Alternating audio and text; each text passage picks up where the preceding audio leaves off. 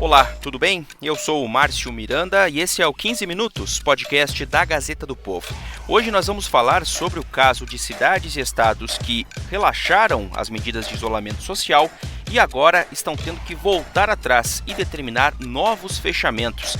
Os riscos da reabertura precoce. Daqui a pouco eu falo deste assunto, conversando com o Roger Pereira, que é editor da Gazeta do Povo. Antes, deixa eu lembrar que você que é ouvinte aqui do 15 Minutos tem aquele preço especial para assinar a Gazeta. Só 99 centavos nos 2 primeiros meses. Aproveita e clica no link na descrição do episódio de hoje. É claro que não é fácil manter o distanciamento social. Sofrem as pessoas, sofre a economia. Mas é inegável que o isolamento é uma das principais medidas que o mundo inteiro tomou e ainda segue tomando para conter o avanço do coronavírus.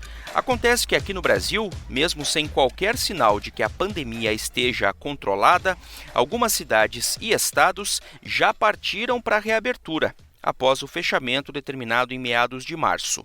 No Rio de Janeiro, por exemplo, um plano de reabertura já incluiu o comércio, até mesmo os shopping centers que chegaram a registrar filas de consumidores nos últimos dias. E até o futebol pode voltar por lá. Em São Paulo, a reabertura responsável, nas palavras do governador João Dória, também está em curso. Um detalhe, de acordo com uma reportagem publicada na Folha de São Paulo de domingo, dia 14, uma projeção de um grupo de pesquisadores da USP e da FGV apontou que o relaxamento da quarentena no estado pode provocar um aumento de 71% nas mortes causadas pelo coronavírus até o início do mês de julho. Outras cidades, no entanto, já experimentam uma espécie de novo fechamento, ou seja, flexibilizaram as regras, perceberam aumento de casos e agora voltam a fechar. O exemplo que deixa claro, não é prudente, para dizer o mínimo, reabrir precocemente. Em Porto Alegre, o prefeito Nelson Marquesan Júnior anunciou um novo decreto com restrições de funcionamento para empresas que faturam mais de R$ 4.800.000 por ano.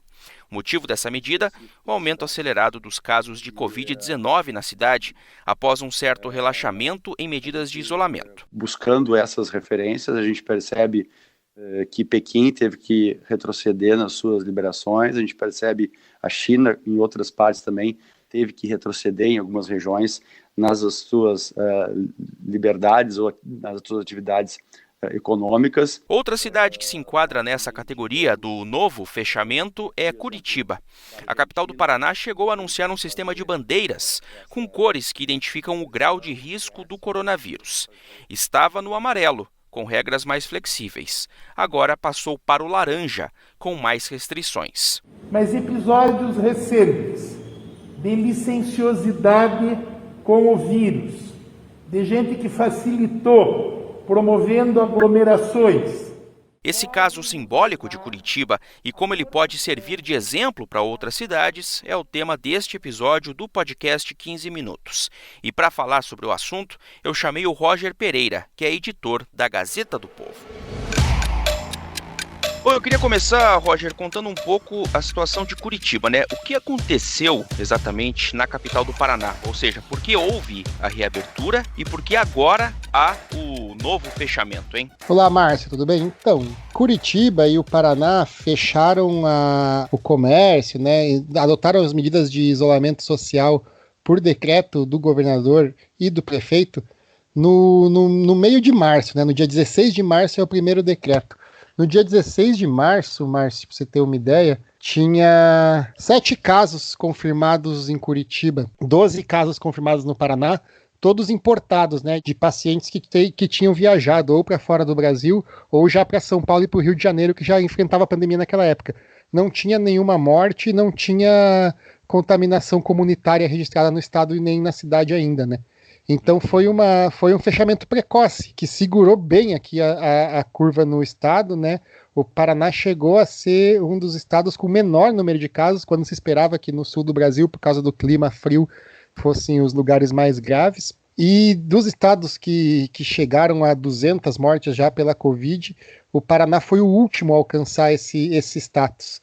Foi bastante controlada aí a curva, do coronavírus no Paraná. enquanto se respeitava essas medidas de isolamento. Inicialmente, o isolamento foi sendo rompido pelas pessoas, né, cansadas de ficar aí 2, 3 meses em casa, e com muita pressão de setores do comércio e do entretenimento, bares, restaurantes, começou-se uma abertura, né, com o comércio, né. O comércio nunca chegou a ser fechado no Paraná, né, mas algumas cidades determinaram por decretos próprios dos prefeitos fechamento do comércio, mas logo reabriram, e na segunda quinzena de maio, a partir do dia 20 de maio, começou uma flexibilização aí das medidas de isolamento, e que culminou com a reabertura de igrejas e templos, né, religiosos, né, shoppings e academias de ginástica, né, que foram aí as 3 últimos setores a serem reabertos. E logo depois, né, bares e casas noturnas com alvará de restaurante, né, que podiam servir alimentação no mesmo espaço, tiveram o direito de abrir. Isso aconteceu na última semana de maio e no inicinho de junho. E logo depois a curva disparou. O meu coração de prefeito se aperta com a possibilidade de fechar Curitiba, de decretar um lockdown.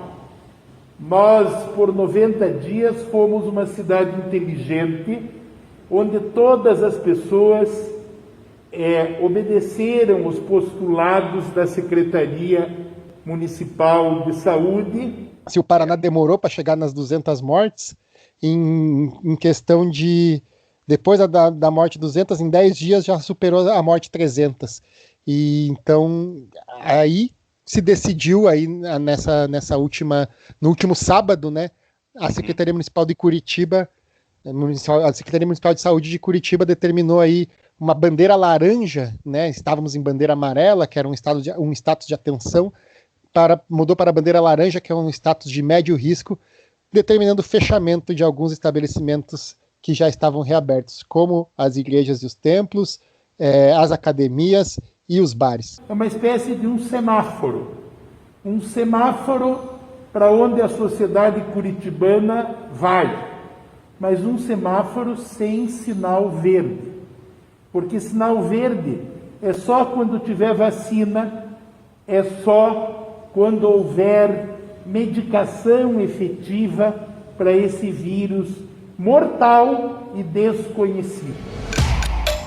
Agora, esse decreto que você citou de Curitiba, por exemplo, e é importante a gente citar porque a gente está falando de Curitiba, mas é uma situação que esse processo todo de reabertura, inicialmente por parte das pessoas e depois por parte até dos decretos mais relaxados mesmo, está acontecendo em várias cidades e vários estados do país, né? Mas esse decreto de Curitiba, ele deixou de fora algumas atividades, né, Roger? Por exemplo, shoppings seguem abertos? Pois então, no início da semana passada, Curitiba divulgou aí essa nova hierarquização por bandeiras, né, vamos dizer assim, classificando a situação da cidade a partir de 9 critérios que consideravam o número de casos, o número de mortes, a curva, né, de contaminação da doença e principalmente, né, Márcio, a disponibilidade de leitos, né, que é a maior preocupação, é quando se esgotar aí o número de leitos disponíveis e não estiver mais onde receber pacientes. Então, considerando esses critérios, a Curitiba determinaria por cores aí a situação da cidade perante a pandemia, e cada cor dessas algumas medidas, né? Na bandeira amarela, que era a que você estava, era todos os funcionamentos com restrições de horário e com medidas de higiene, com aquela limitação do número de pessoas. A partir da laranja já fechava algumas coisas.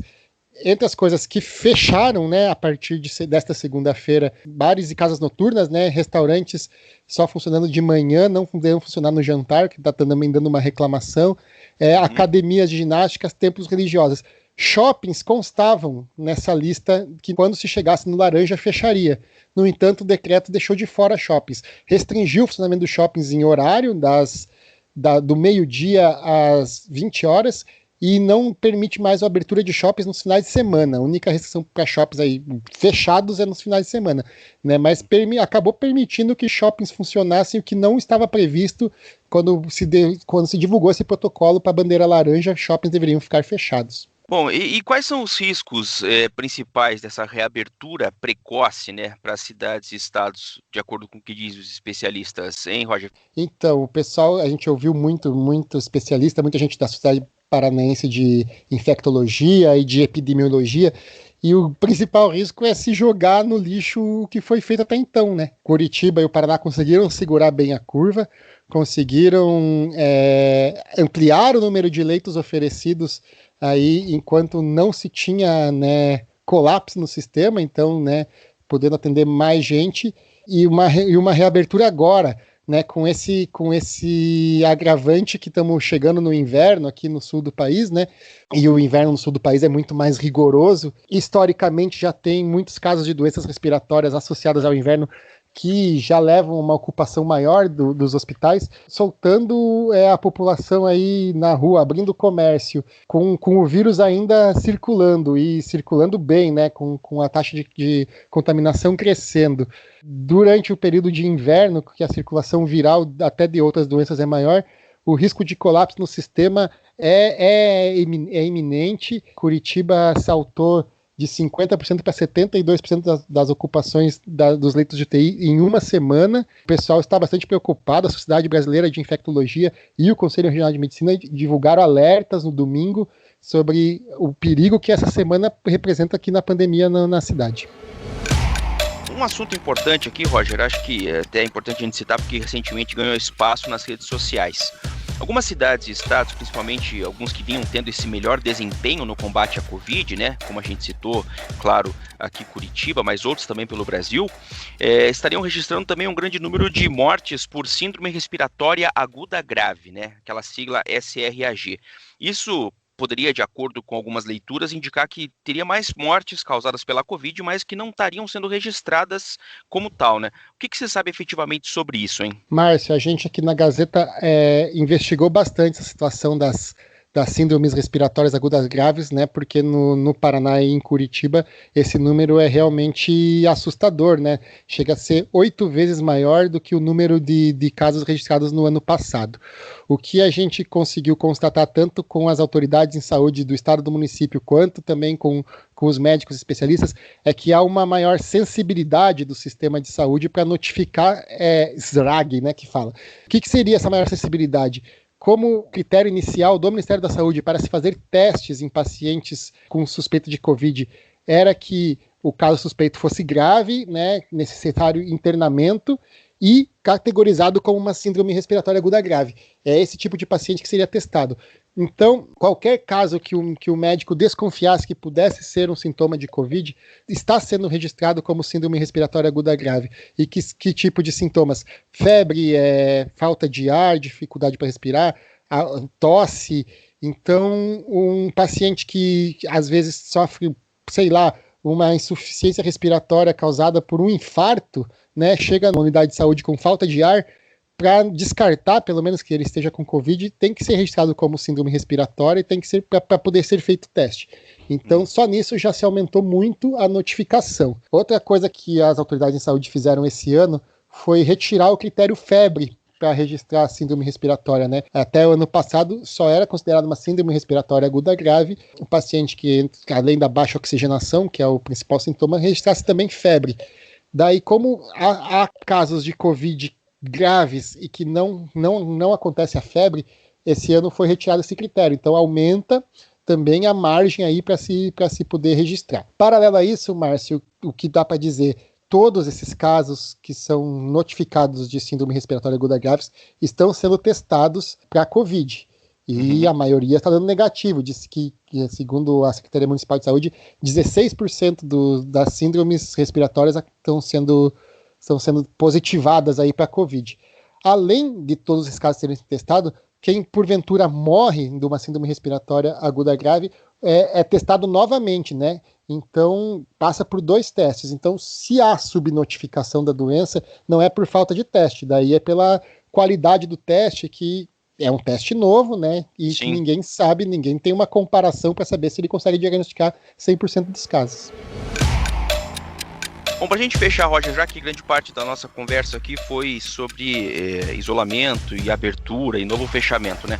Quando que dá para dizer, então, que é possível pensar numa reabertura, né? Que tipo de critérios precisam ser efetivamente atendidos para que se possa falar no assunto de reabrir ou retomar uma vida, aspas, normal, né? Quase normal, com segurança? O primeiro critério que as autoridades de saúde adotam é aí a comparação dos números de casos e de mortes e ver quando que a curva diária vai diminuir, né? Então, o Paraná tem registrado, em média, aí, 12 a 14 mortes por dia, né, nas últimas 2 semanas. Então, e esse número vem crescendo, né? Então, enquanto está crescendo, é impossível se pensar numa reabertura. Quando esse número começar a diminuir e for uma constante a diminuição, daí já se permite analisar.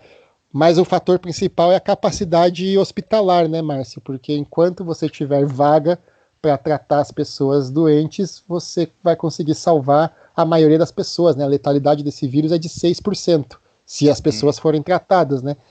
Se tiverem acesso, principalmente lá, à ventilação mecânica nos casos mais graves. O Paraná está com 52% das UTIs ocupadas, mas algumas regiões como a leste e a oeste já superam os 60%, e Curitiba, que é a situação mais preocupante, já está com 74% das suas UTIs ocupadas, né, e crescendo. Então, quando se começar a baixar, quando baixar de 50% da ocupação, é o momento que eles avaliam aí a flexibilização. E um terceiro dado que eles levam em consideração é a taxa de reprodução do vírus, né? Que é o número de pessoas que um contaminado passa a infectar, né? Então, quanto maior o isolamento, né, consegue se controlar essa taxa. Voltando ao exemplo do Paraná, o Paraná conseguiu ali, no dia 10 de maio, manter essa taxa abaixo de 1, entrou em 0,89. Isso quer dizer que uma pessoa doente contaminava menos do que uma outra pessoa. Isso refletiria em o número de novos casos ser menor a cada dia, né? Mas hoje essa taxa está em 1,43. Então aí cada 10 pessoas contaminam outras 14. E assim a curva vai aumentando, né? Pois é. Roger Pereira, editor da Gazeta do Povo. Obrigado, Roger. Até a próxima. Obrigado, Márcio. Sempre um prazer. Ponto final neste episódio do podcast 15 Minutos da Gazeta do Povo. Durante o programa de hoje, você ouviu trechos de transmissões ao vivo na internet que foram feitas pelo prefeito de Porto Alegre, o Nelson Marquesan Júnior, e também pelo prefeito de Curitiba, Rafael Greca. Eu lembro que o 15 Minutos conta com a participação da Maria Crocaro e da Jennifer Ribeiro na produção, a montagem é do Leonardo Bestloff e a direção de conteúdo do Rodrigo Fernandes. Eu sou o Márcio Miranda e agradeço muito a sua companhia. Até mais!